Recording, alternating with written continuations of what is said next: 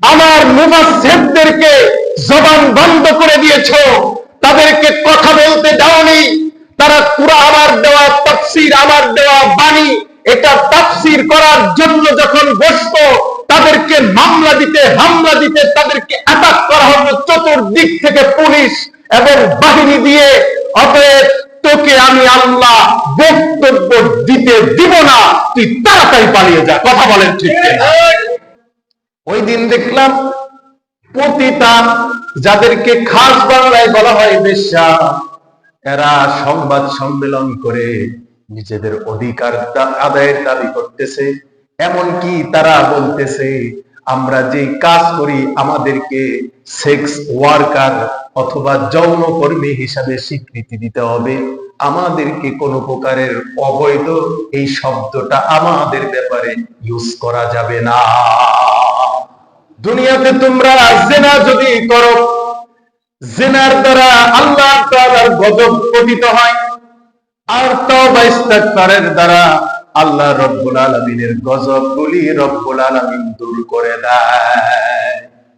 আজ বাংলাদেশি খুঁজে দেখেন, পতিতালয়ের লাইসেন্স দেওয়া হচ্ছে, কাজ করতেছে অবৈধ, আবার বলে অবৈধ কথা, অবৈধ কোনো শব্দ আমাদের ব্যাপারে চয়ন করা যাবে না। বলেন তো মুসলমান হিসাবে আমরা কি চুপ থাকবো না প্রতিবাদ করব? জোরে বলেন না ভাই, প্রতিবাদ করতে।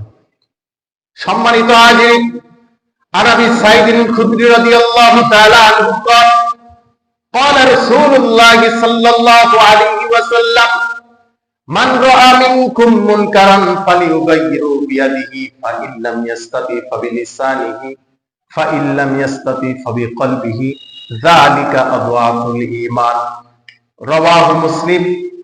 হাদিস শরীফের আল মিশকাতুল মাসাবির হাদিসের মধ্যে রয়েছে, হযরতে আবু সাঈদ খুদরি রাদিয়াল্লাহু তাআলা আনহু থেকে বর্ণিত, হযরতে রাসূল করিম সাল্লাল্লাহু আলাইহি সাল্লাম ইরশাদ করেছেন, তোমরা যখন অন্যায় দেখবে, তোমরা যখন ন্যায়ের বিরুদ্ধে অন্যের পক্ষে কাজ দেখবে, তখন তোমরা হাতের দ্বারা অর্থাৎ শক্তির দ্বারা তা প্রয়োগ করবে। আর যদি না পারো তাহলে মৌখিকভাবে মুখের দ্বারা অথবা জবান দ্বারা সেটাকে প্রতিহত করবে। আর যদি তা না পারো অন্তরের আন্তরিকতা দিয়ে ঘৃণা করবে।